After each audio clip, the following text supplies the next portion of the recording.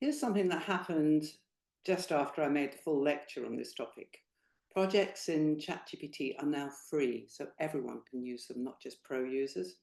That's a game changer because projects give you a dedicated workspace for each topic or part of your life. So you can keep your teaching, research, admin, your hobbies all separate. So there's no more clutter and there's no more mix up between contexts.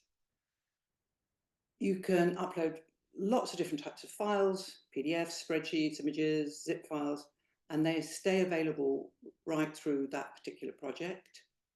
Each project gets its own instructions, which may override your usual settings. So you can tailor the model's behavior differently, depending on what you're asking the model to do.